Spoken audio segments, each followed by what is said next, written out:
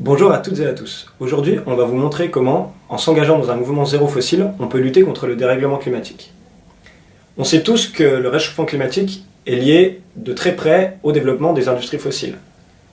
À l'heure actuelle, les projets d'extraction et d'exploration des énergies fossiles approuvés suffisent à eux seuls à faire dépasser l'objectif fixé par l'accord de Paris signé lors de la COP21, qui est de limiter le réchauffement climatique à plus 2 degrés par rapport à l'ère pré-industrielle.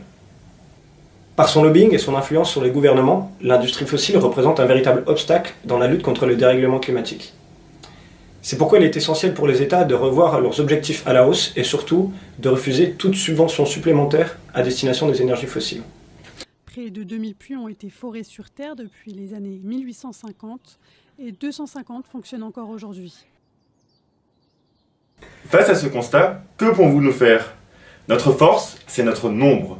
C'est la pression que l'on peut imposer sur la sphère politique et l'indignation que l'on peut susciter auprès de la société civile. C'est d'ailleurs tout l'objet du mouvement mondial de désinvestissement zéro fossile qui demande à institutions, collectivités, fonds de pension, universités de rompre tout lien avec l'industrie fossile. We've been making ourselves seen and heard at graduations, on campus and in the media. En France, l'enseignement supérieur est également lié à l'industrie fossile par le biais de financement de chaires, de thèses, de colloques ou encore par des associations étudiantes.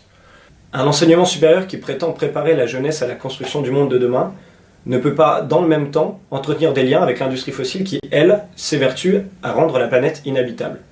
Cela nous amène à nous questionner sur les possibilités de conflits d'intérêts qui peuvent lier l'industrie fossile et nos universités, nos écoles et nos centres de formation. Il n'existe pas d'investissement sans conséquences. C'est une question de responsabilité. C'est pourquoi vous pouvez vous-même vous engager et porter dans votre campus une campagne zéro fossile afin de montrer aux décideurs politiques l'absurdité de ces cautionnements qui lient votre école, votre université ou vos centres de formation au secteur des industries fossiles. Les étudiants de Sciences Po Paris sont un premier exemple de mouvement de désinvestissement de l'industrie fossile.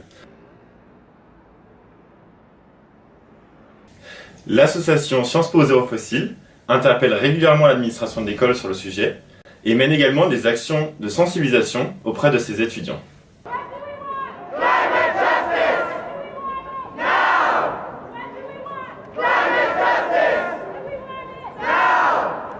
Sa pétition, qui a débuté en 2016, a réuni déjà plus de 1000 signatures.